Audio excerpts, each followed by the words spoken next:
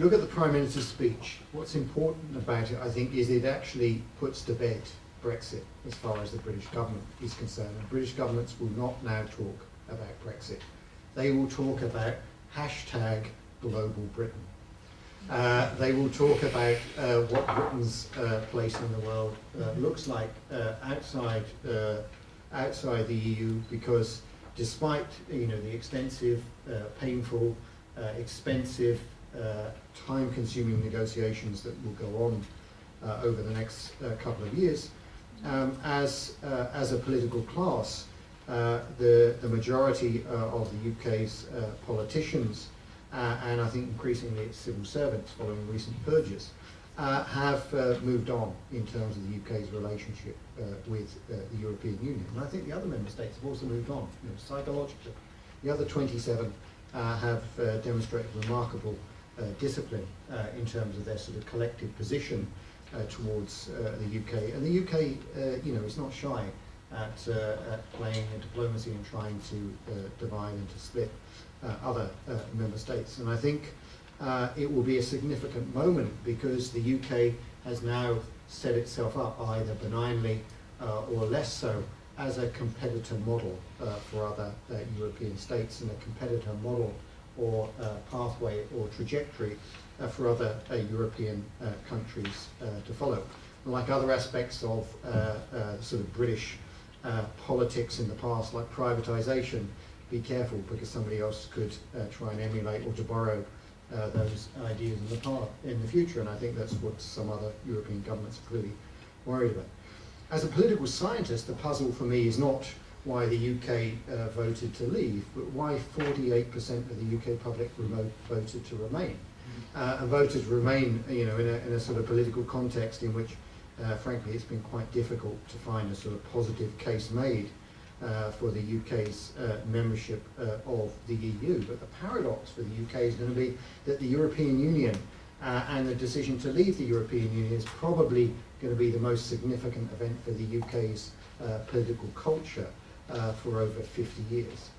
Because what it opens up is a whole series of questions about institutions and identities of the UK itself, and has quite possibly been the catalyst for the reworking of the UK's party political system.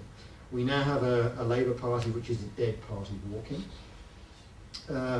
We have a Conservative Party which has, I think, quite successfully, and I'm sure will want to do so, outflanked the only significant right-wing competition that it's faced in the Second World War period, UKIP, and will need to outflank it on the issue of immigration if it's going to see UKIP dead and buried. So the Conservatives, to borrow the words of a previous Tory Prime Minister, have never had it so good in terms of the political scene in the UK. But they have a problem. And the problem is the way that the Prime Minister has constructed her Brexit, what I would call a full English Brexit. There is no recourse to the problems of Scotland or to Northern Ireland in what Mrs May said. And that is the major problem that the UK is going to find for itself in terms of making Brexit a success. Can we be optimistic about the future relationship between the UK and the EU? Yes, if it does develop into a strategic partnership which is about people, which is about the economy and trade, and which is about security. We know it's going to be about transition. It's going to be multi-speed, multi-dimensional, and for political scientists and scholars of the EU, we'll have a fantastic time dreaming up all sorts of expressions and concepts we haven't even thought about to explain the way the relationship will alter across time.